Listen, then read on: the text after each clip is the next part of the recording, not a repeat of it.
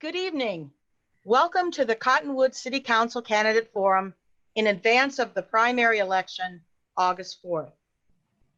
This forum is sponsored by the League of Women Voters of Greater Verde Valley and brought to you by Verde Valley TV, Yavapai Broadcasting.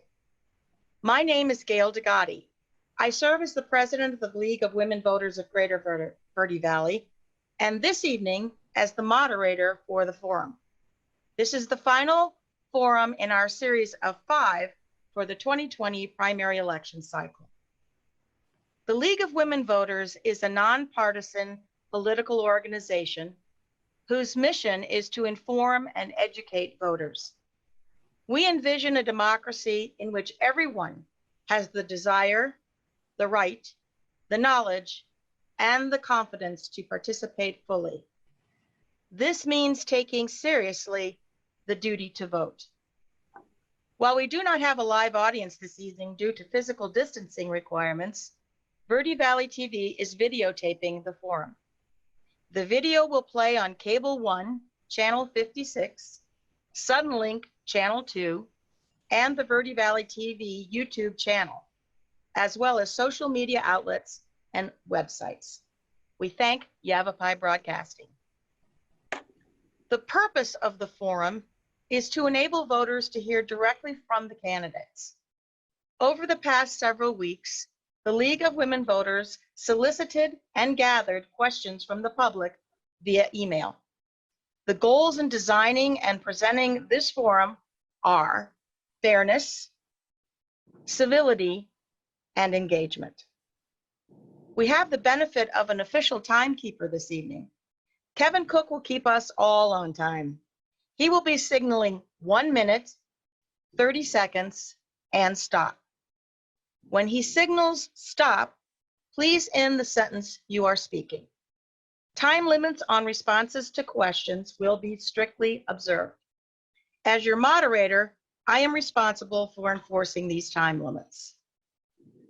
We ask 4 things of you, the candidates. First, to be respectful of each other's points of view. Secondly, to speak your mind freely.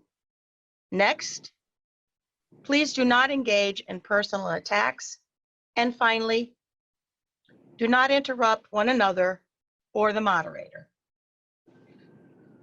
The candidates for the Cottonwood City Council in alphabetical order are Jessie Dowling, Tosca Henry, Helene Quirot, and Jackie Nairn. Please note that due to an unforeseen work conflict, Tosca Henry is not able to participate in the forum this evening. However, she has provided a candidate statement, which I will read following the opening remarks from all candidates. The format for this forum will consist of 3 parts. Part 1 is opening remarks and addressing one question posed to all the candidates by the League of Women Voters. The candidates have received this question in advance of tonight's forum. Each candidate will have 3 minutes for introductory remarks. This will be followed by 3 minutes to respond to a question, as I indicated, from the League of Women Voters. Part 2 will be questions from the community. Each candidate will have 1 to 2 minutes to address each question, depending on the number of issues to be covered and the time available. We received more than 50 questions in response to our requests. These questions deal with such issues as creating and ensuring local government that is inclusive, equitable, and responsive, challenges to our collective sense of normal as a result of COVID-19, critical issues and priorities from the candidates' perspectives, issues related to public education, and then a list of regional concerns, which include climate change, sustainability, economic development, housing, addressing the needs of the homeless, preserving valuable and cherished natural resources, and last but not least, traffic. Indeed, this would be a lot to cover in 60 minutes. We are not going to ask you 50 questions. We're going to have questions that touch on those topics, and we will do our best. I invite community members to contact the candidates directly if you would like further information. And finally, part 3, it's closing remarks. Each candidate will have 2 minutes to share final thoughts and express why he or she wants to serve the citizens of Cottonwood on the City Council. So let's get started. Candidates' opening statements. Each candidate here this evening will speak for 3 minutes in alphabetical order, followed by a statement from Tosca Henry, which I will read.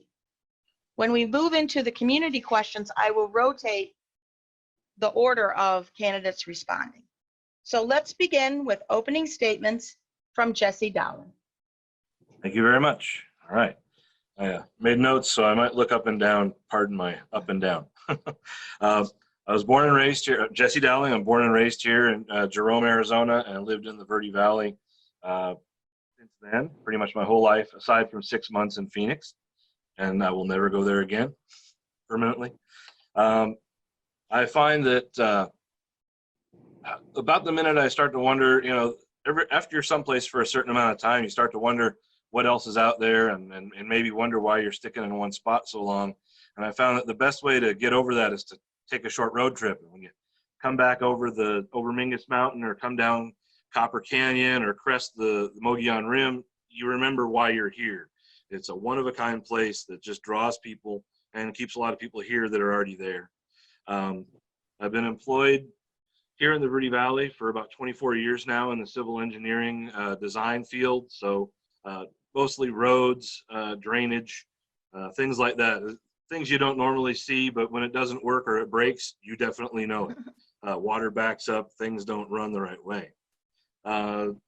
So I think that the first time I was on council a few years ago, that was actually a kind of a positive for me and the council, because I had the opportunity to translate sometimes some of the development that we were, you know, some of the development that came through, and trying to understand sort of the nuts and bolts of how things were going to get done and how that worked. So I felt that was a real positive, and that was something from my own life that I could contribute to the cause.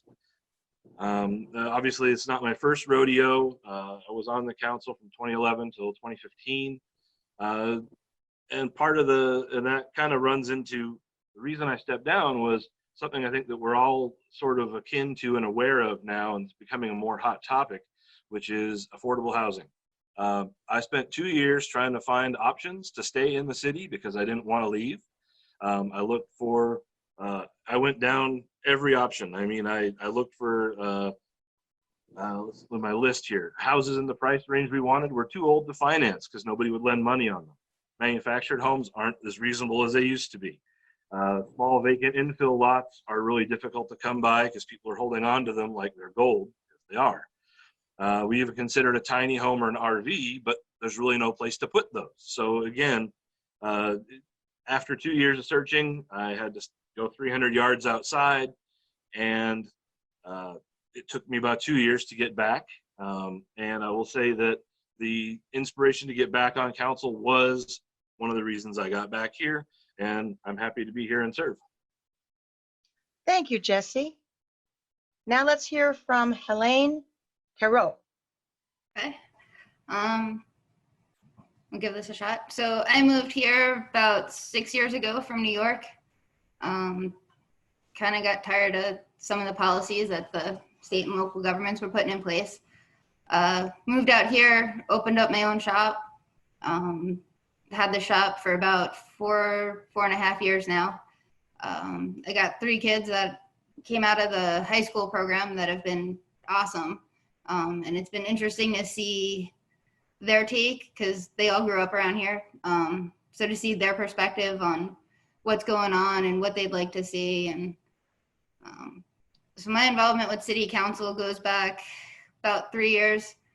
They had the open bid for the maintenance contract for the city, and there were some issues with that, and a council member that responded to it told me to voice my opinion, so I did, and kind of started realizing that, because for a while I wanted nothing to do with politics. It was kind of like, here's your here's your check, leave me alone.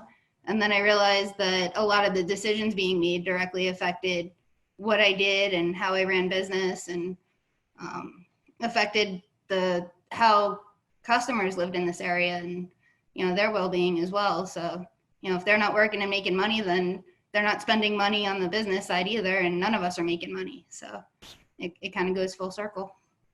And I'm good with the timer. Okay, thank you. And Jackie Naren. Thank you. Hi, I'm Jackie Naren, and I have lived in Cottonwood for a little over 5 years, having moved here from Indiana. And I'm sorry, I was a little distracted because the screen did something weird. Anyway, when I stepped foot in Cottonwood, I felt home for the first time in my life. I didn't feel that way back in Indiana, in any of the places that I lived there. I moved here to be closer to my daughter and my brand new granddaughter at that time. And now I since have gained another granddaughter. But Cottonwood is my home. I love living here. I love the people here. I love everything about it. When I first got here, I was working for Catholic Charities in their homeless outreach programs. And they had asked me to attend a city council meeting. And so I did, as we were getting a check to help put homeless individuals into the hotels in the cold weather. And I sat through that entire council meeting, having never been involved in local politics anywhere before, and came away with many, many, many questions and concerns about how the city was being run. So that's when I started following the Cottonwood local politics, and I have made a run for the Cottonwood City Council in the last 2 election cycles. And in March of 2019, I was appointed as a council member. So I have been on the council since then. And I love hearing from the public. I want to hear more from the public about every issue that we're facing. And I know we're having really difficult times right now, and a lot of tough decisions are being made, and people are frustrated and scared. And so what I would really like to do is continue to serve as a council member, as a voice for the public, to be able to get your point across and implement the policies that the public would like to see. Thank you. Thank you. So now I will share the statement that Tosca Henry sent me earlier today.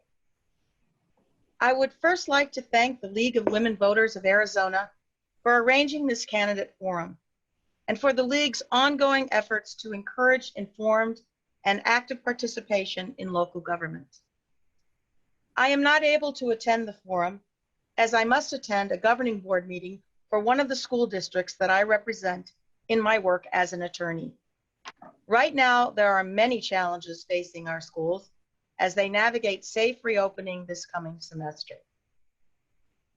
Thank you for the opportunity to submit this brief candidate statement to let voters learn a little more about me. As a current elected member of the Cottonwood City Council, I serve as an advocate for Cottonwood residents. The city needs good leadership to navigate the economic, health, and social challenges that 2020 has brought. I am running for re-election to keep a common sense approach to these challenges. If re-elected, I will continue fighting to reduce city debt, focus on fiscal responsibility and sustainable economic growth, support local businesses, support local organizations that provide food, housing, and other much-needed services for the less fortunate in our community, maintain transparency in local government, and work to serve as a good steward for our natural resources and outdoor recreation opportunities. Again, thank you, Tosca Henry. Okay, so now let's address the question that was submitted by the League of Women Voters of the Greater Verde Valley to each of you in advance of tonight's forum. You will have 3 minutes each to respond to this question, and the order we'll go in is first Helene, then Jackie, then Jesse. And here's the question. In light of what is happening now in our country around racial equity and community policing, What is your perspective on racial equity and community policing as related to Cottonwood and the Verde Valley? Elaine? Okay. So in coming from New York, there were definitely policies in place that made it look like there was definitely a way bigger issue racially as far as the officers were concerned. A lot of those policies had nothing to do with individual officers. It was coming from city mayors and such down the line. Stop and frisk being the worst policy they could have come up with. And if you talk to most of the officers that worked in New York City, a lot of them actually go in there because it's easier to get your foot in the door, and then as soon as they can, they transfer out because none of them like that policy. It puts those that live in the city in a tough spot. It puts them in a tough spot. A lot of the issues I have seen with officers come down to cultural. If you're respectful to the officer, they're usually really respectful back. If you act like a dumbass, you're gonna get treated as such. That one kind of is what it is. Luckily, I haven't seen too much of an issue or any issue with that here. The three employees I have, one of them, they're all three Hispanic. One of them, it was a couple of years ago, but he got pulled over like 4 times in one weekend. It happened to be right after he put those little neon lights underneath his truck. And when he put them on, I'm like, you know, that's going to get you pulled over. You know, you got the neon light underneath, the tinted out windows. And sure enough, that's what happened. And he comes in the next morning and, you know, I'm like, well, were the officers all okay? He's like, yeah, it's my own fault. I had the light on. And I'm just kind of like, yeah, I told you so. And he was pretty good about it. In terms of equality, as far as getting jobs, if you want to work in this area, there's plenty of opportunity. I know most places have issues finding staff that want to work, and you know, it doesn't matter what color you are. If you want to go to work, there are plenty of opportunities here. So it comes down to more of a cultural thing. Either you want to work or you don't, and it's that simple. Thank you. Are you completing your thought? Yep. Okay. Okay. Jackie? Okay.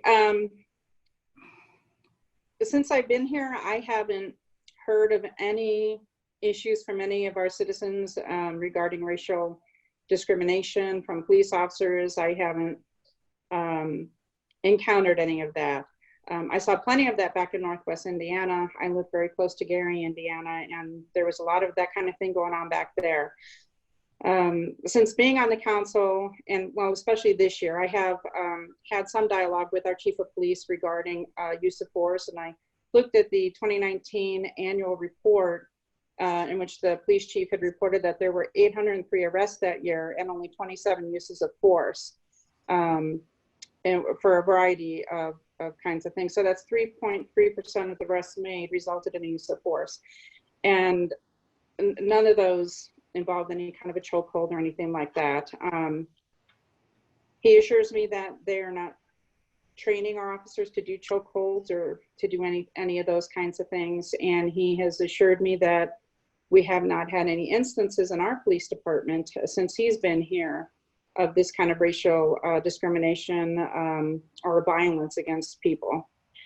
So I'm hoping, although this is a large issue in many parts of the country, the overall issue is systemic with racial discrimination, and it's something that we do need to address. We need to be vigilant about. Just because we don't have a problem right now doesn't mean we won't. So we do need to remain vigilant in ensuring that our officers do treat everybody with dignity and respect in every encounter. Thank you. Thank you.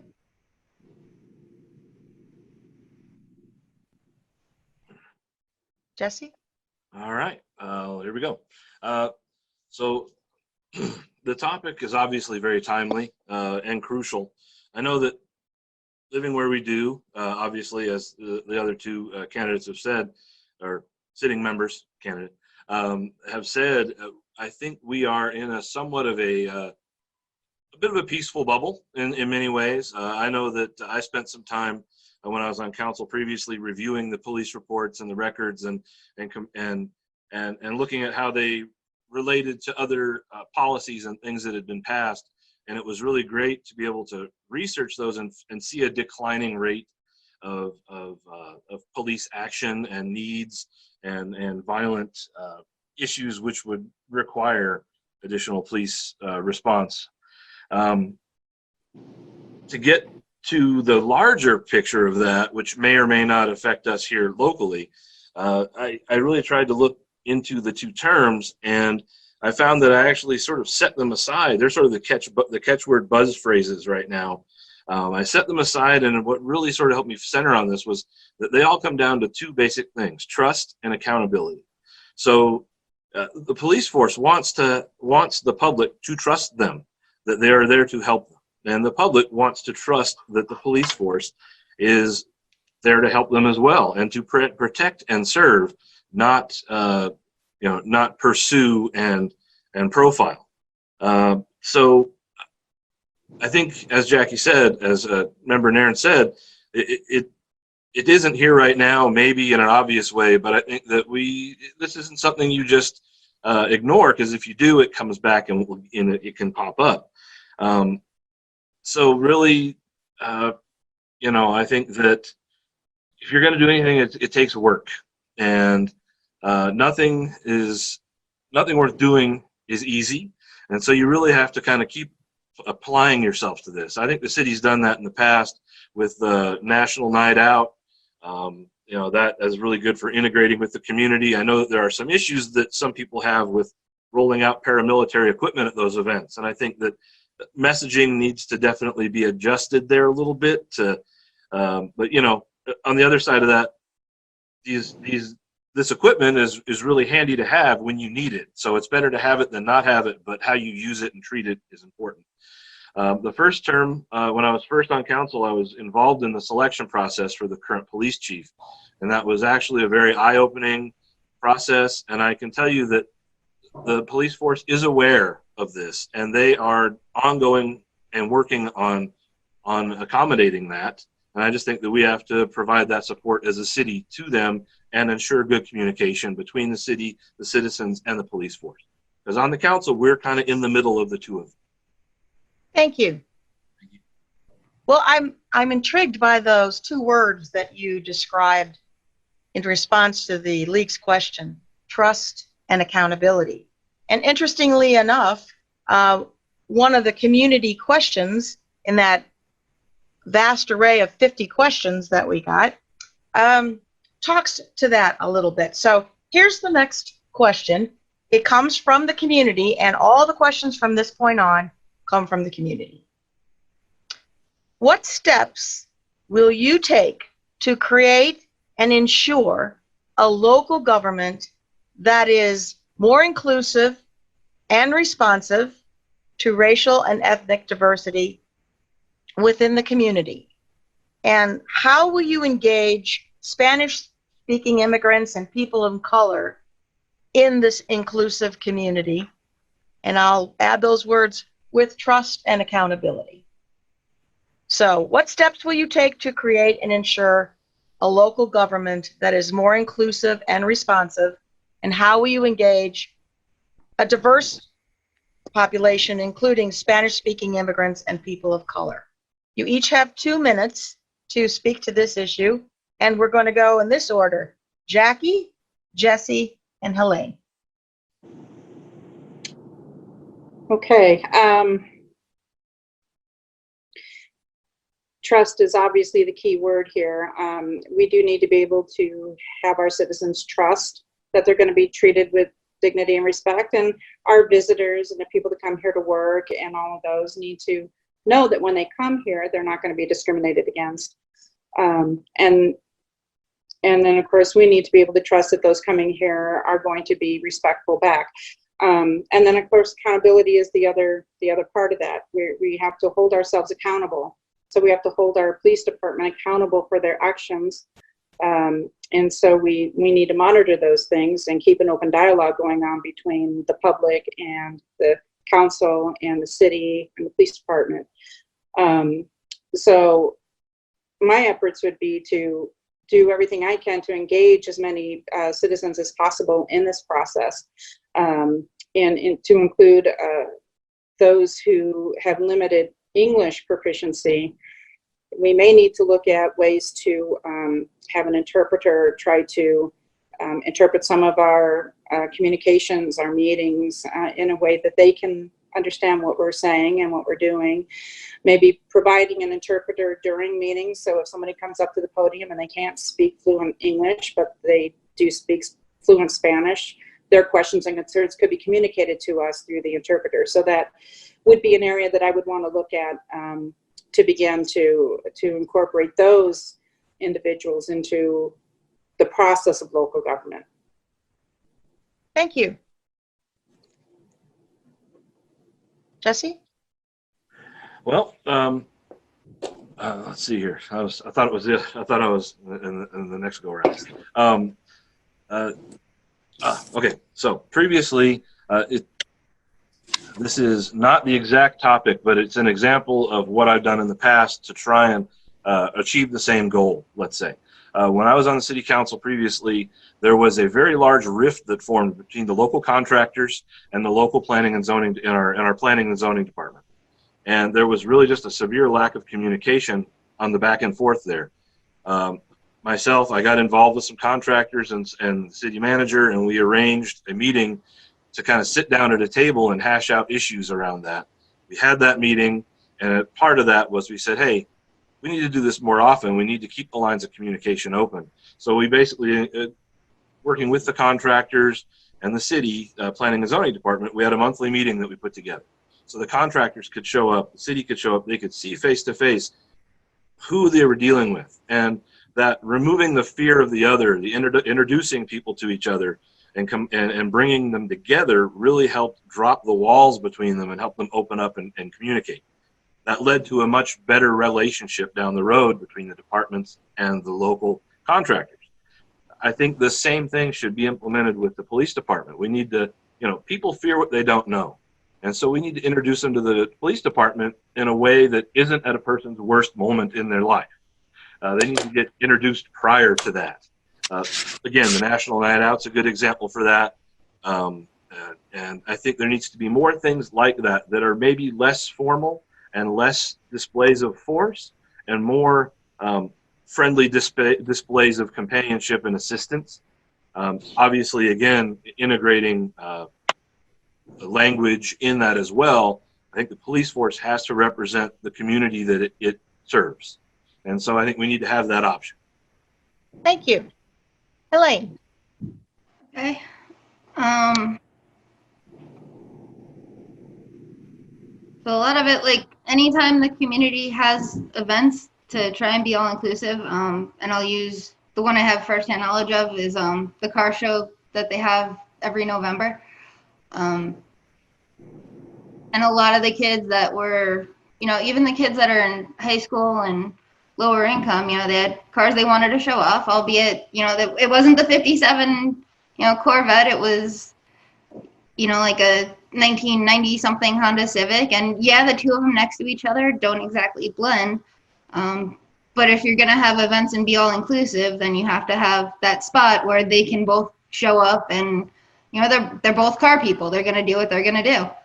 And a lot of it also, preventing it from becoming a problem is just citizens coming up and reaching out and saying, hey, if there is an issue, saying something about it instead of staying quiet, and then it becomes a much bigger issue. You can't fix a problem you don't know exists.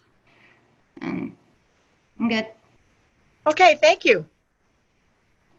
The next series of questions that the community submitted have to do with the current pandemic. So there's a couple of questions I'm going to ask you. I'll do them one at a time.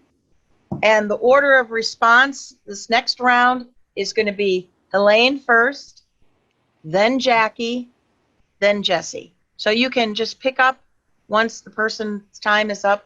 you can just go to the next person. So Elaine, Jackie, Jesse. And here's the first question. The emergence of the COVID-19 pandemic has created change in many facets of our daily lives. I would like you to talk about what you see as the new normal for Cottonwood. Now, here are a few questions to help you frame your response to this idea. The first is, do you expect things to return to a pre-COVID reality? And secondly, what 2 or 3 changes have become increasingly apparent to you as a result of this pandemic? And how will you address these changes?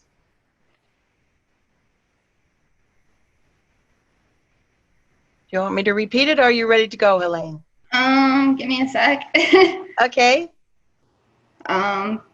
So as far as it being the new normal, I certainly hope not, but I think there are some things that are definitely going to be different moving forward. Whether we get a vaccine or not, I don't think this is going anywhere. It kind of is what it is until it spreads through. It'd be awesome if it just went away at the end of the season, but I don't think that's reality. And as far as the changes, some of them I actually kind of like. The whole social distancing thing, I'm good with. We might, to some extent, keeping that might not be the end of the world. I kind of like my bubble. As far as going out, and we went out for dinner a couple weeks ago, and you sit down and everybody's sanitizing, they're wiping down the booths where normally they just wipe down the tables. So to have that added level of sanitation isn't a bad thing. Wouldn't be the end of the world if that stayed. That'd probably be good for the future in case something else comes up. And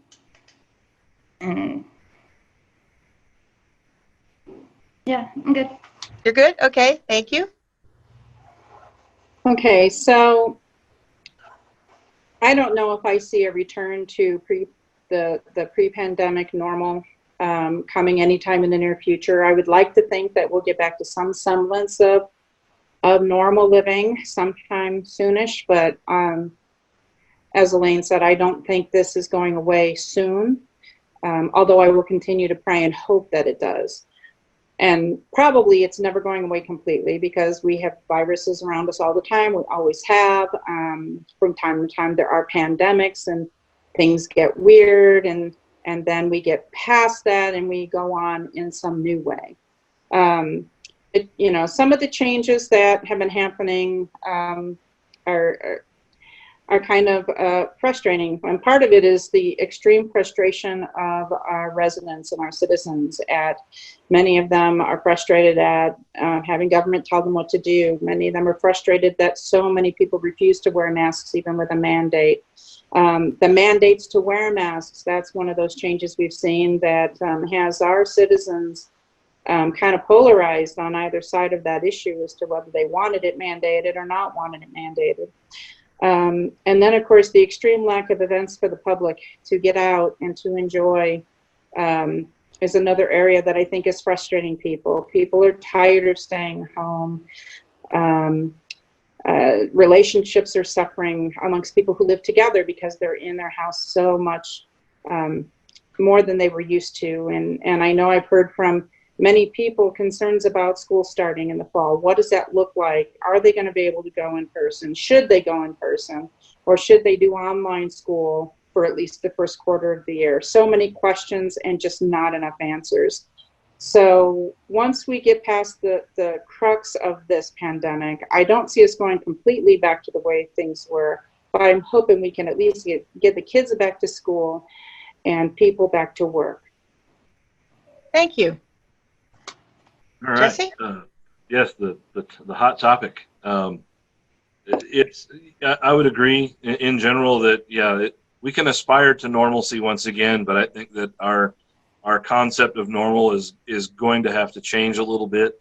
I would say that for the most part, looking back in the years leading up to this, we've been in a little bit of a blissful bubble of unawareness of how something like this could come back. I mean, our prior generations have had these things to deal with, and now we're dealing with them in a much more connected way. And so we have so many more options for connection, but that almost has it's a double-edged sword, because you can spread misinformation really easily, and get people riled up with nothing more than a few clicks on a keyboard, instead of really, kind of having that neighbor-to-neighbor discussion and talk. So yeah, I think that we're going to have to get used to a new normal. I understand the frustration of so many people, and I think that the key point there that really needs to happen is that we just need good, solid, trustworthy, and accountable leadership to try and push these things forward and try and bring everybody along and turn this somewhat negative experience for many in many ways into a positive experience, in that we can learn how to adapt and overcome and go forward in a way that teaches us from our past, so we hopefully don't end up here again as soon, or at least in as drastic of a manner. It really is hard to see that we all sat in our lockdown for so long and tried to bend that curve and keep it so low, and then a couple weeks of running around and enjoying everybody's selves through that kind of kick that out. So we got to work on it and get it back down again. Hey, thank you. We're going to keep talking about this a little bit more, because there were quite a few questions that came from the community about the pandemic. So the next question is as follows. The current pandemic has made us all more aware of the relationship between virus transmission and the processing of wild and factory farm animals for their meat. At the same time, access to quality, healthy food, especially for those who are most vulnerable, has become even more challenging. So the question is, what role can city government play in helping residents make safe, sustainable food choices, either by example or by ordinance? And the order of response on this one is Jesse, Helene, and Jackie. All right, let's kick it off. I would say that to a large extent, the city, it already has kind of a few things in place. We've got the community garden taking place down there, which is going gangbusters. I know previous councils, I think when I was on there, we did approve the keeping of chickens and some small livestock, and those are just very tiny steps towards it, but it does sort of set us up to reach that goal, to try and allow more freedom for people to not be reliant so much on the store and have more of access themselves. I know that whenever the lockdown kicked in, I had several friends that were all too eager to share spending a weekend out in their yard digging it up and planting as fast as they possibly could. And I think it was great to see sort of a throwback. I mean, again, this negative thing has really sort of reintroduced to people what we all used to maybe know and learn as kids. Born and raised in Jerome with a couple of hippies. As parents, we had goats in the back, we had a horse, we had corn, we had a little field of corn, we had fruit trees, we had all sorts of, and I lost a little bit of that in the years, since living there. And now I realize that this backyard I've got is more than just a backyard. It is a resource which could be used and shared among me, my family, and my neighbors. So I think that doing little things like that, community garden, passing ordinances that allow people to be more sustainable and self-sufficient within reason and without impacting their neighbors in a negative way, are steps that we can all take, and that the people need to come in and tell the council they need to take. Because as Helene said, if people don't tell us, we don't know. And so people need to speak up. Thank you. Helene? Okay. So as far as so a lot of people, when this whole pandemic hit, I know I went food shopping, and I usually go once a month. That's my own deal. But to go and see that all the stuff that we take for granted being there, and a lot of it was empty. And it was days, if not weeks, before they were restocking it. Was quite a wake-up call. At the time, I was living in an apartment, so it wasn't like I had the land or the space to have chickens or a garden or anything like that. Which maybe in the future going forward, any buildings that are put up for multifamily use maybe have like a designated area where they'd have at least some option to do that. So they're not as dependent on the food store hopefully having something in stock or the farmer's market being open. I know the city had done quite a bit in trying to make sure everybody had what they needed, and if you didn't have something that you needed, you could call and they'd figure out a way to get it to you.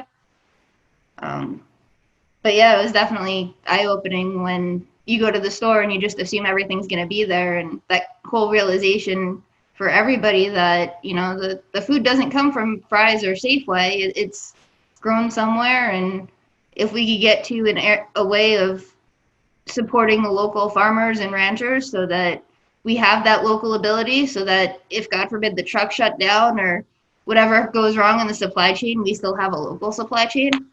I don't know that so much at the city level as it would be the county or the state level, but definitely would be something to look into.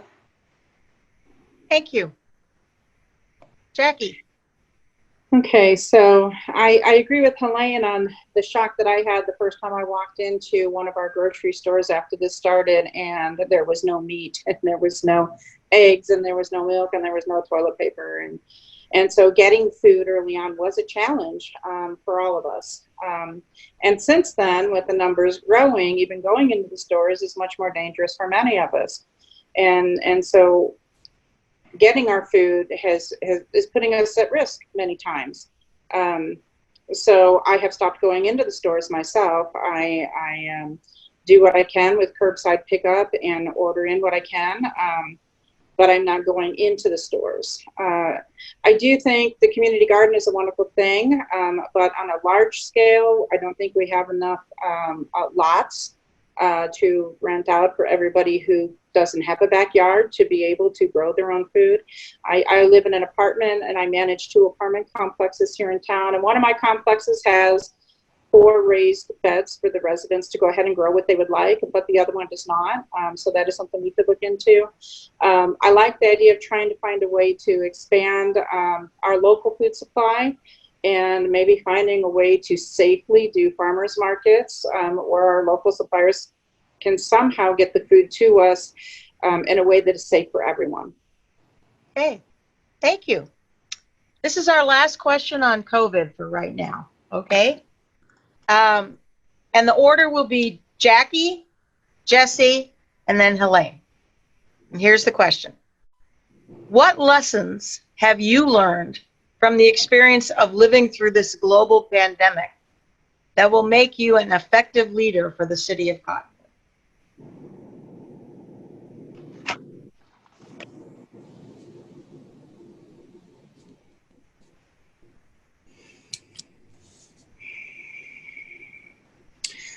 Well, I think that one of the biggest lessons that I am probably still learning, and I guess I'm a little bit stuck on this one.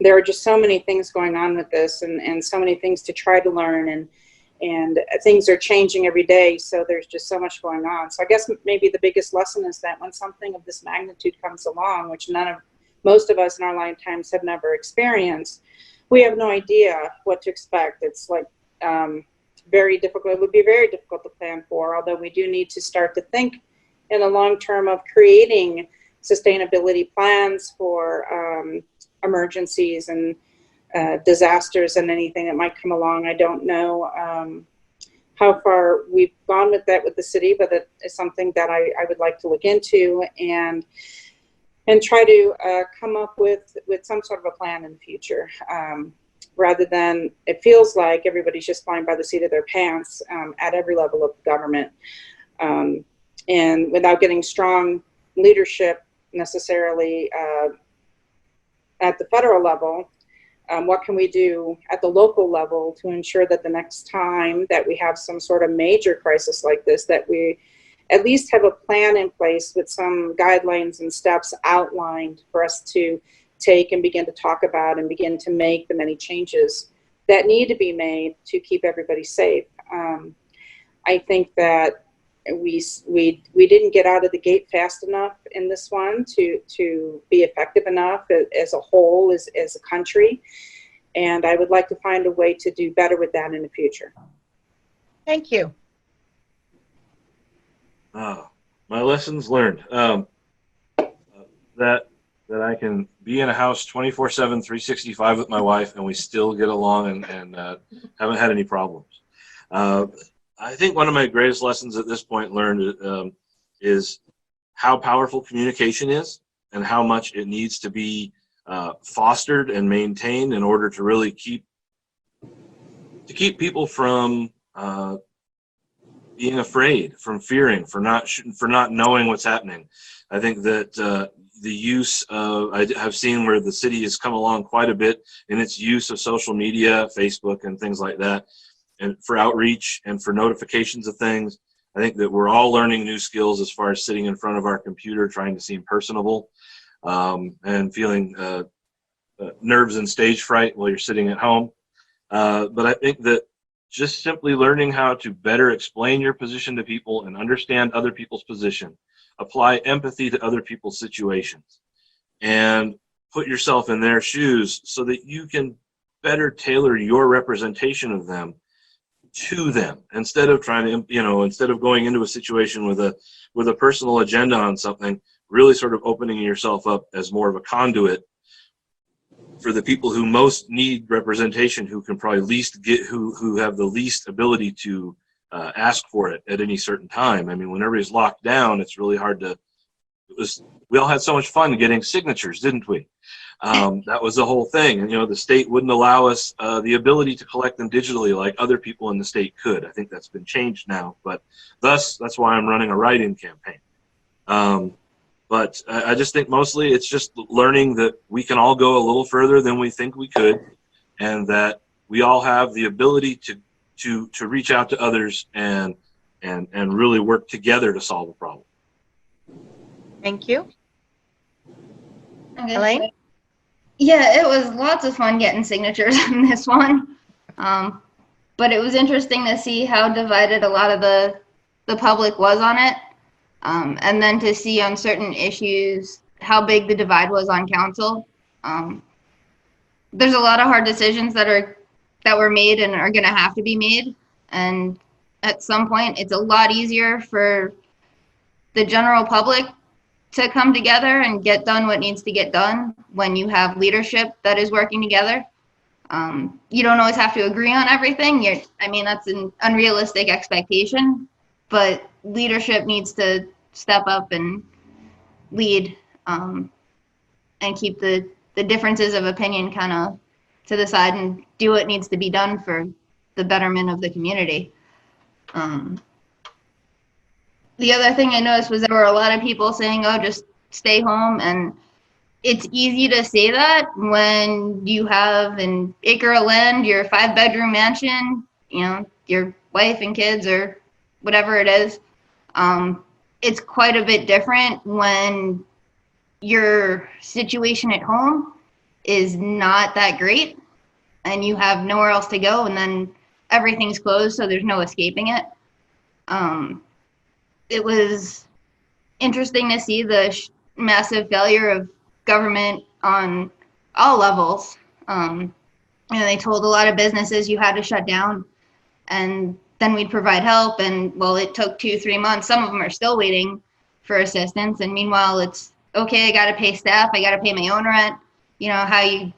How are you supposed to do that? And I think a lot of this was eye-opening, and some areas definitely need to be filled so that should something like this happen again, there's already systems in place and a safety net so that everybody's not trying to figure out how they're going to pay bills and if they're going to survive until they're allowed to reopen. Thank you. You talked about, all of you have talked about kind of the divisiveness and the polarization and the disagreement that can generate when you're in a situation where you can't get out, you don't have access to the things you take for granted all the time. And the next question is really taking us to the flip side of that and looking at the idea of collaboration and shared vision and cooperation. So here's the question. Cities and towns throughout the Verde Valley have a tradition of working together in such endeavors as the Verde Regional Economic Organization, Northern Arizona Council of Governments, and the Arizona League of Cities and Towns, just to name a few examples. So what the community was asking in this question is basically, what is your shared vision for the cities and towns of the Verde Valley in 2020? What do you see going forward from this point? And be specific about what you see in that vision, that shared vision for the communities and towns of the Verde Valley. And the order we're going to take here is Jesse, Jackie, and Helene. All right. So this is definitely a broad topic in many ways. Anytime you try and get multiple cities and towns to work together, it's always kind of an interesting experience. I do know the rotating council meeting, the rotating meeting that they have that each city and town hosts independently throughout the year or every quarter was always a very eye-opening thing, because you got to go see how other communities are dealing with things and the specific things that they have. So I think that, again, that'll be very difficult whenever we're social distancing and things like that, working through technology. I think that one way to look at that might be that once we're sort of getting through this is how we all work together to get out, to kind of get the rest of the way out of it. I know that, you know, each of our little areas has their own uniquity, their own unique thing to it, and it's sort of difficult to get everybody to work together when they're trying to stand out among the crowd of standouts. I think that, again, just that communication between the cities and towns, keeping it, trying to eliminate the divisiveness, because I know that there's been times when I recall hearing, I would talk to other family members and they'd say, "Oh, did you hear that rumor?" And they would, you know, it would be, "Oh, the City of Cottonwood wants to take something over," and they heard a person in the other town didn't like that. I think that those things really have to be managed. I think that again, the leadership of them needs to take a notice of that and realize that the citizens are watching us, and that our behavior and how we relate with each other is crucial. And, you know, some of the people I least disagreed with on the city council, I would most often give a hug to at the end of the meeting, because I enjoyed disagreeing with them and the way that we could disagree and still get along. So I think that has to happen on a larger scale throughout the valley. Thank you. Jackie? Okay, well, I think that we can all agree that our cities and towns have been hit hard economically through COVID-19, with trying to keep people from traveling. So we've not been trying to attract a lot of tourists and that kind of thing at this point. So I think going forward, once we get to a safe place where it's safe to invite people to come back into our towns and to visit and vacation and everything, working together to make that happen as a community in the Verde Valley, getting the cities and towns to talk together about some joint promotion and marketing to pull people here, because, you know, if they come to one of our towns, then it's a good chance they might visit several of them. And I think we can work together. Before this happened, I was attending the intergovernmental meetings that I think Jesse was alluding to.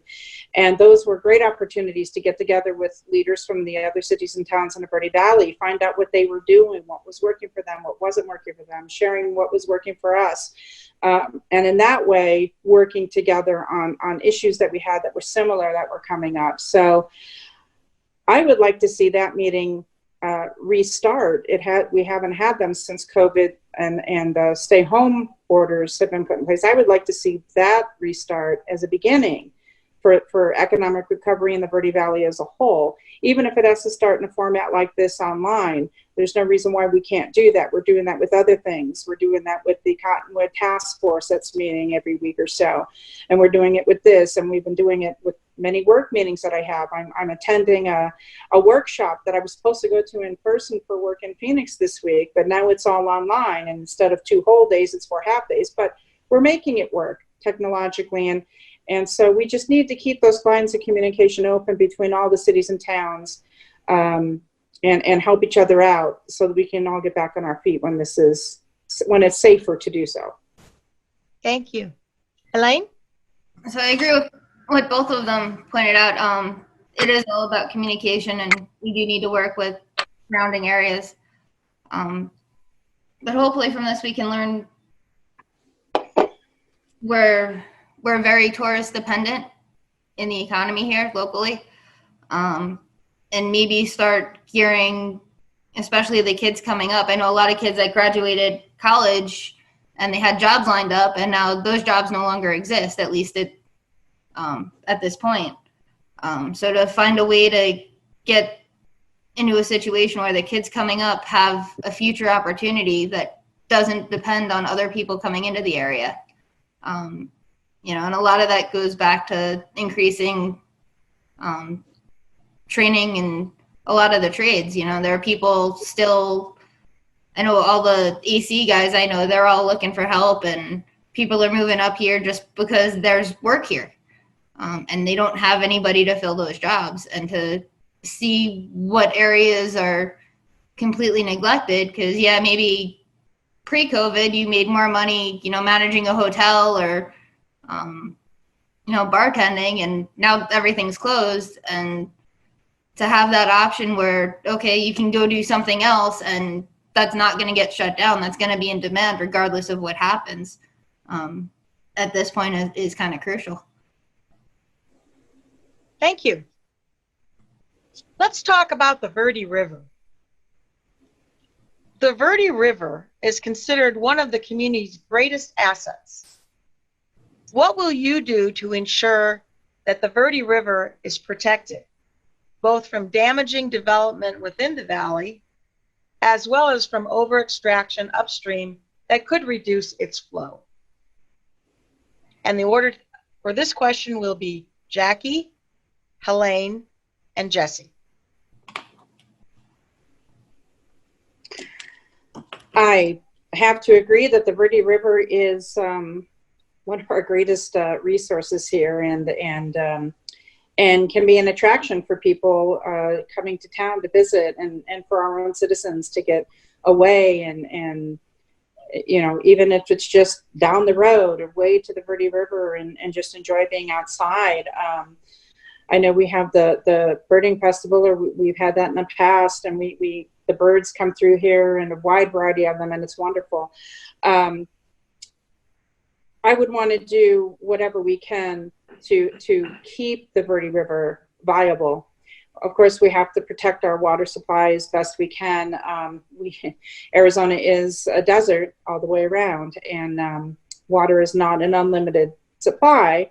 I'm assured that we're doing fine with water supply right now, but we need to do what we can going forward to make sure that we all have an adequate water supply, that the river itself is protected,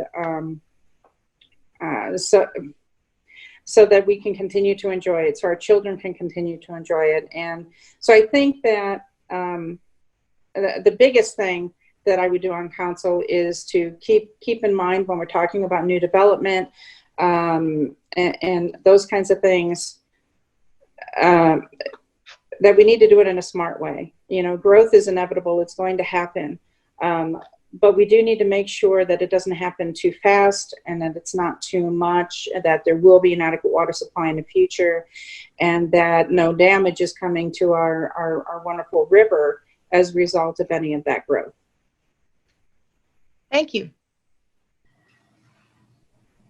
So when I first moved out here, again, my family's in New York, and in their world, I moved to the middle of the desert, and I was sending them pictures back home, and you know, with my dog at the river, and they're like, "Wait, you have water there?" So it's definitely one great advantage to being in this area, and recreationally, and also obviously we need a water supply. I think the biggest thing we need to watch, and Jackie's right, this area is going to grow no matter what we do, is to, when developers come in, try and at least maintain some sort of control over how big those developments get.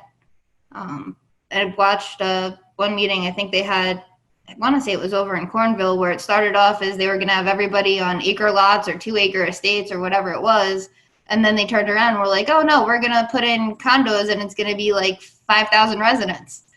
And that's something we definitely need to watch, because if you put in a whole bunch of 10,000 resident homes, you're going to have a problem. You're going to run out of water, and even just people going out to the river, that resource is going to get destroyed. Yeah, I'm good. Okay, thank All you.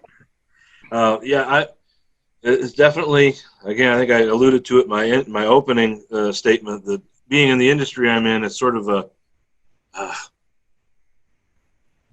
I have a very hard, sometimes I'm torn internally, because I'm kind of the guy paving paradise and putting up parking lots. I sort of temper that for myself, in that I know it's going to happen. I want to try and do it the best way I can. And, you know, remembering this place from my childhood, when there was a 4-way stop sign in the middle of town, and no lights at all, no stoplights, I've seen how far it's come, and I have seen, you know, kind of how far it may end up going. I think that the city's already made some fairly good steps in this thing, and that they often don't get a lot of credit for. I know that when the city, loved or hated, took over a lot of the water systems that were in town because of the governmental increase or decrease in the amount of arsenic that was allowed. I believe since they've taken that over, and this is a few years out of date, because I've been out of date for a few years, they reduced pumping about 30%. So they were actually pumping 30% less out of the ground and actually serving more people than when they took over the water system. So I think that steps like that are going to be crucial. But then again, there's also only so much the city can do on its own. I think a lot of this is actually going to go back to sort of the previous question about how the city is going to get along with our neighbors here in the valley, because the valley will have a much stronger voice in an argument against upstream extraction when it speaks as one. I know that there have been different systems put in place that were taking place over the hill. They had some of the craziest monikers. I'm trying to remember what the names of them were, but we're very tied to the state for a lot of this. And so there were things taking place that were relying on state level things for this. So the city has to get together with itself and its neighbors and speak clearly with one voice. Thank you. Let's talk about climate change. We received a lot of questions about climate change. Given the assumption that the cost of climate disasters far outweighs the cost of preparing for climate change, let's explore several questions around this topic. Climate disasters include fire danger, mega droughts affecting food growth, hotter temperatures, heat island effects, heat-related deaths, drops in rangeland productivity, and mosquitoes, which are now present every year. So the question for you is, how will you encourage and engage citizens to reduce consumptions of materials and energy? And how will your leadership champion solutions for climate crises in the communities of the Verde Valley? And the order for this one is Jackie, Helene, and Jesse.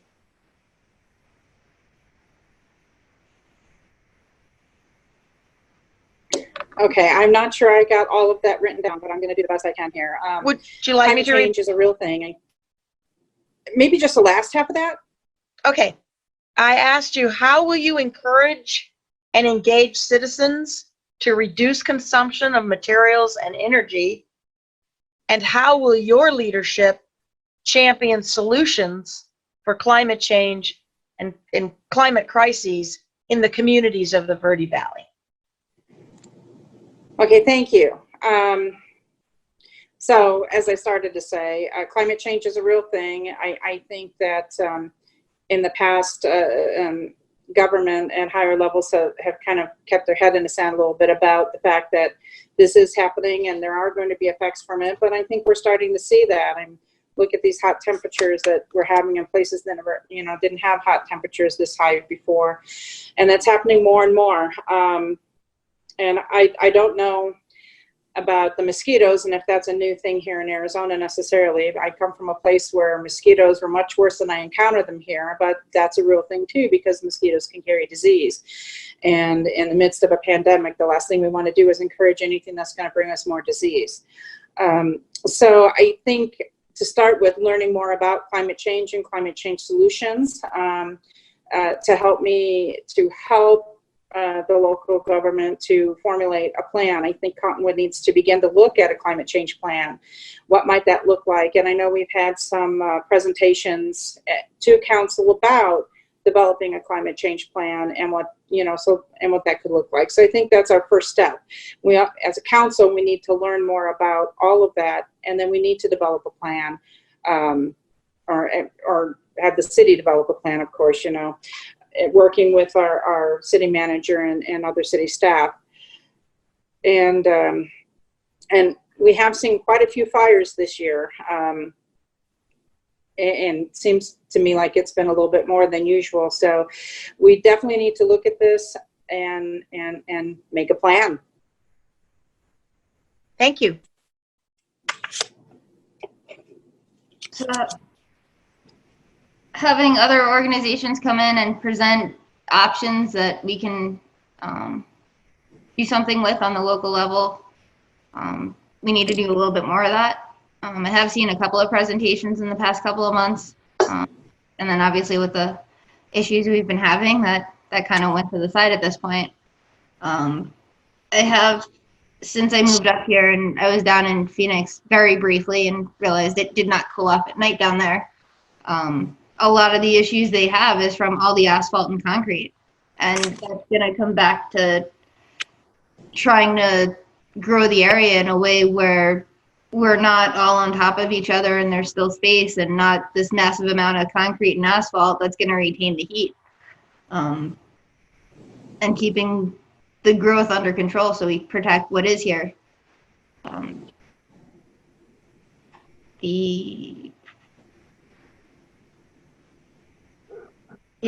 And then getting in with planning and zoning, and if there's ways that are more efficient and reduce energy consumption when they do new builds, putting solar on and various things, then maybe start adding that to some of the new construction developments, so that when they do put up stuff, we have options, and the newer housing isn't taking over and using up whatever's left.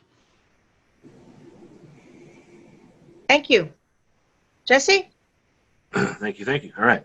Yeah, this is certainly a topic that's not going away anytime soon. During the last week, my air conditioner went out for about 3 days. It was a lovely 3 days. It was about 90, I don't know, but 90 in the house. I had a couple window units that provided relief at night, but it's real. More and more people are realizing it. For a while there, it was sort of like you could talk yourself breathless, and certain people just did not want to understand it, or they were determined not to understand or believe it.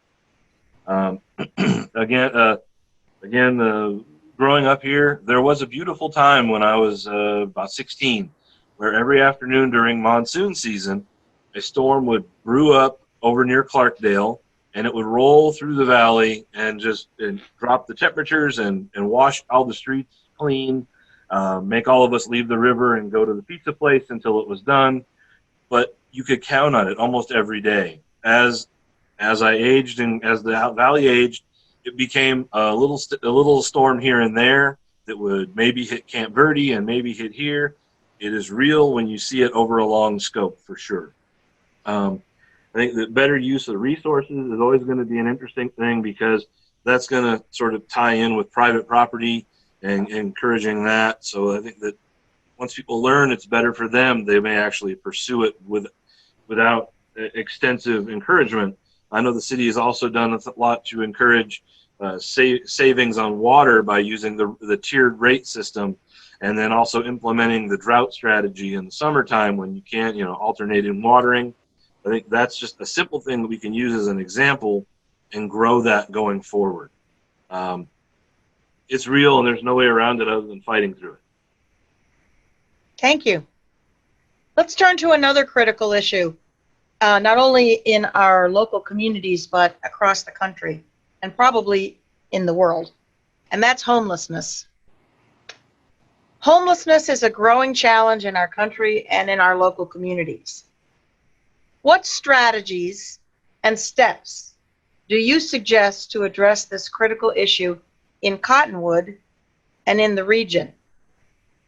And what facilities and services do you deem necessary and appropriate for Cottonwood? So strategies and steps for Cottonwood and the region, and facilities and services you deem necessary and appropriate for Cottonwood. The order this time will be Helene, Jesse, and then Jackie. Okay. So as far as fixing the homelessness issue, the first step we need to take is understanding why certain people are in that situation.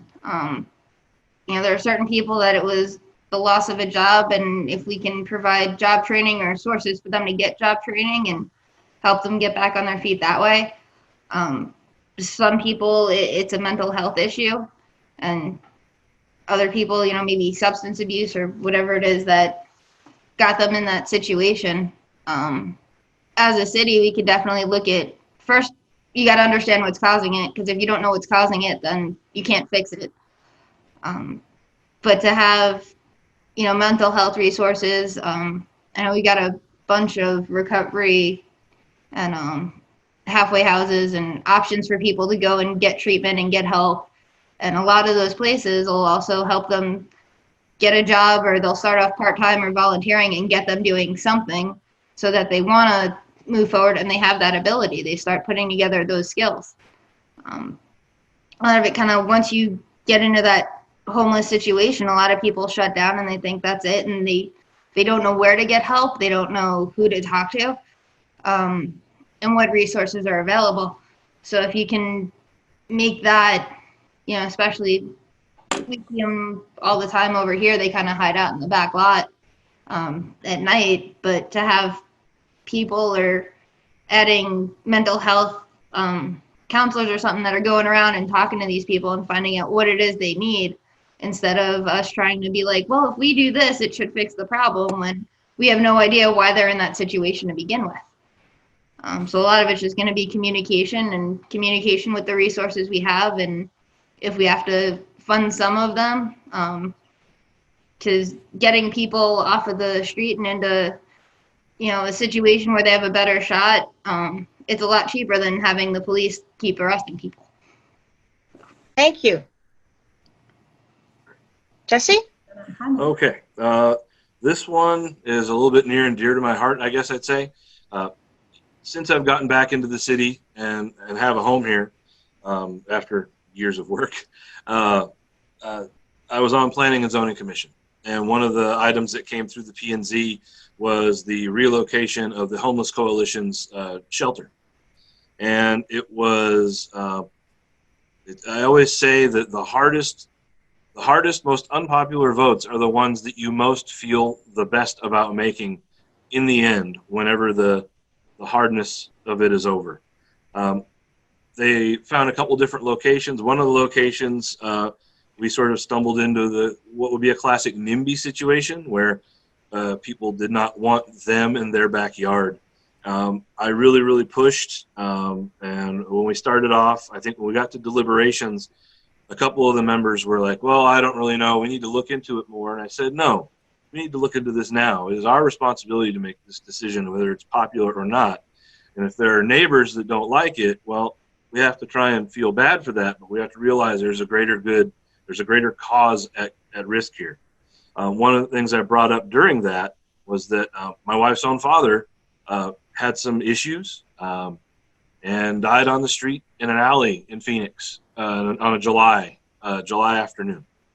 So it's real. And the thing I think that's important for the people who don't want to know it or see it is to remind them that these people aren't just somebody sitting on a corner. That's somebody's mother, father, brother, sister, child, grandfather. You know, they are people, and whatever decisions they had that got them there, they can make a decision to get out of there, and we just need to provide that. It's difficult. This is like a 3-hour question in a 2-minute time period.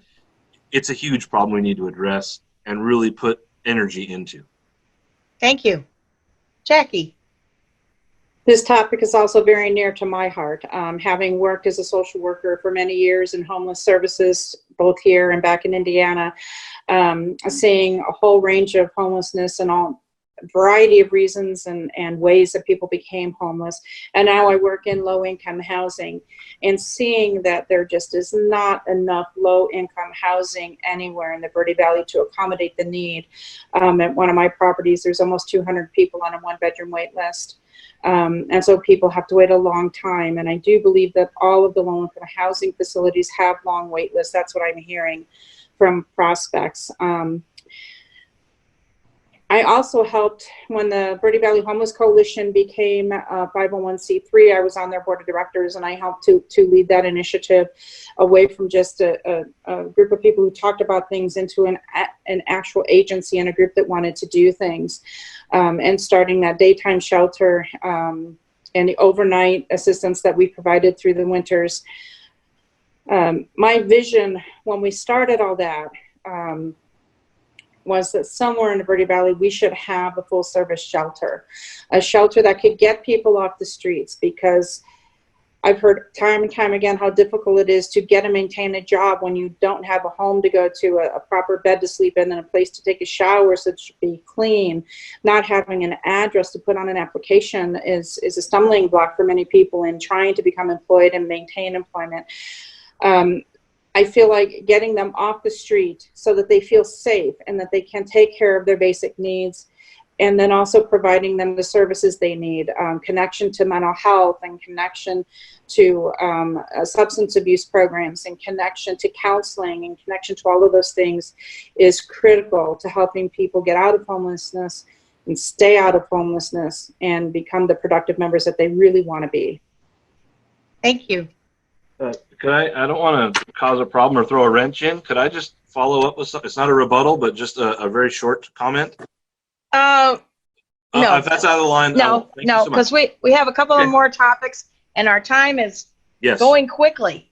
So thank you for the offer, and no thank you. No problem.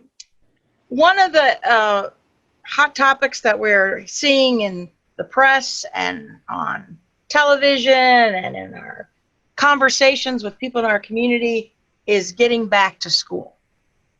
So this question was posed before much of the controversy began, but it's still relevant. And that is, what do you see as the 2 or 3 most pressing issues facing public education in Cottonwood, as well as in the other communities in the Verde Valley? And how will you go about addressing these issues? So what do you see as most important, and how will you go about addressing it? And we're going to start with Elaine, and then Jesse, and then Jackie. So from the time I opened the shop, I've been very active with the high school automotive program. And it's been interesting to see how we can influence the program, and there's plenty of opportunity for other industries to step in and get involved so that the kids coming out are viable employees, they're good citizens, and they're active in the community. One of the biggest problems that I saw interacting with some of the kids that were in that program is, and these kids are in high school, they're 10th, 11th, 12th grade. A lot of them can't read or have a lot of difficulty reading. One of the kids I hired, when I brought him in, I didn't realize he couldn't read until, he asked me a question and I told him how to look it up, and he kind of it took him a while to be able to figure out what it was and understand it. And that the kids shouldn't be able to get that far along and not be able to have basic reading comprehension and math skills and so on and so forth, because they're going to need them when they enter the real world. So anything we can do, I know we have a lot of awesome programs in the library, and maybe expanding on some of them once this whole COVID thing slows down quite a bit, and putting more options online, you know, for the kids so they can log in. And even if you can't do like a reading program at the library, they could still go on the city's Facebook page or the library's Facebook page and still interact and learn some of those skills that they're going to need coming out and moving forward. Thank you. All right. Yeah, definitely having kids get to high school that can't read is an issue. I think that I would kind of allude to, I think that the city needs to be, boy, this really comes back to the whole valley thing again. Right now, I know we've got schools debate, you know, different school districts debating whether or not they want to combine or keep separate. And I think that to a certain point, the city's hands are tied maybe a little bit in that, in how the schooling, you know, and how the school districts are going to proceed with that. I don't know if the city has ever had I know that we have, usually council members, one may go to a transportation meeting. I did those when I was on the city council. I would go to regional transportation meetings. There would be regional meetings for different topics. I don't know that I recall the city ever having an envoy to the school. So maybe we need to, kind of like Helene said, have the city sort of reach out to the school. I know we did a lot of work with them when they needed a pool to swim in, and we had a lot of fun votes about whether or not we're going to discount pool use and all those things. Definitely, I think that if the city's going to have a say in it, we need to have an envoy, or there needs to be some formalized way of communication in that. And I know that we've had good communication with the schools. I think we just need to keep going with that. We need to make sure that kids can read. The other thing that really ends up happening is I think I know we have a good after-school program. My son was on the leadership, the youth leadership group, and he actually worked at the rec center and did a lot of the after-school program for the kids. And I think that the city doing that really helps to ensure that there's a good a good break between school and getting home, and that really helps the people that have to have the school there for childcare. I think we're all up for a very big awakening and a reckoning when this school actually gets decided what's going to happen, and we have to all work together to get through it as a valley. Thank you. Jackie? I think right now the most pressing issue for schools is what to do for this coming school year. And my oldest granddaughter is starting kindergarten, and I really hope that she would be able to start kindergarten like we all did when we were growing up, in person, in school, doing your thing. But it may not be that way, and it appears that it's not going to be. School is starting soon here in Arizona, and I haven't seen a coherent plan from the school district my granddaughter's living in. I haven't necessarily seen a real plan for Cottonwood or anywhere in the Verde Valley about what they're going to do about schools. And safety is of the utmost issue. Although children may not get as sick from COVID or not sick at all, they can take it back to other people who are vulnerable as well. So we need to protect everyone. Getting children to wear masks in class, I just don't see how well it's going to work with the younger kids. With the 5-year-olds, I can see them trying to wear a mask, but then, you know, they sneeze in the mask and then they may take it off while they sneeze. And I've seen adults do that in the grocery stores when this started, in the produce section, take off their mask and sneeze and then put it back on. So I think that's the most pressing issue. And the second most pressing issue for most schools everywhere is teacher salaries. And right now, teachers aren't feeling safe about going back to school. I have a couple teachers in my family communicating on Facebook and hearing their concerns about how they can go back to school safely. And then if they choose to do school at home for however long, how many of our low-income families don't have internet at home and don't have a tablet or a computer for the kids to use at home would be the third issue I would identify. And I'm not sure exactly what the city can do on this. I think a lot of this come down to the school boards and the state and whatever decisions are made, but I'm hoping that we start seeing some of those plans soon. Thank you. This has been a wonderful conversation with the three of you. And I'm sorry it's almost over because I would like to stay here and talk some more. However, our adjournment time is quickly approaching. So now we're going to turn to your closing statements. This is an opportunity for you to share with the voters why you feel they should vote for you and what it is you truly want to do in serving the city of Cottonwood. You each have 1 minute to share your final remarks. And the order will be Jackie, Helene, and Jesse.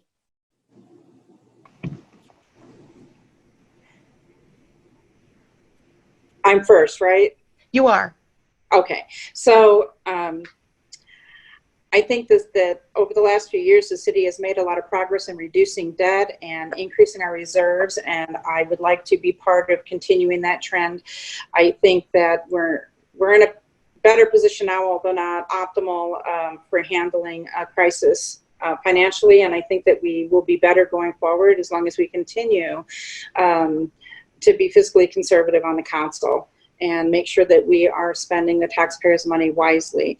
I also am all about engaging the public. I want to hear from everybody about what you think about the issues so that I can be very well informed on your thoughts as a spokesperson for you on council. And if elected to continue my seat, that is what I would like to do. Cottonwood has been a vibrant community, and I would like to be a large part of continuing that trend and helping it to remain sustainable and keep our small town feel that I love so much. Thank you. Helene? Okay. So there were a lot of things I realized when I started paying attention to what was going on, and the city has definitely gotten way more fiscally conservative. I know when I first started paying attention, there were plenty of things that came up, and I'm like, I'm sorry, you want to spend how much on what? That is what it is, and there are certain things, I get it, that you have to spend the money on, and other things where we can probably spend that money a little bit more effectively in other areas. There's also a lot of what I seem like I make my money by fixing the problem. I don't get paid to talk. I'm not dragging anything out longer than it absolutely has to be. And there were a lot of things that came up at certain council meetings where it's like, why is this a project and not a 5-minute conversation and getting stuff done instead of, and I get there are certain things that have to be done on the state level and through the government, but there's a lot that doesn't need to have anywhere near the red tape that it does, and we can do much more a lot quicker. Thank you. Jesse? Oh, well, this is sort of like I wrote here, like a moth to a flame, I am drawn to serve. And that's really is kind of like the culmination of a bit of a journey for me away from the city.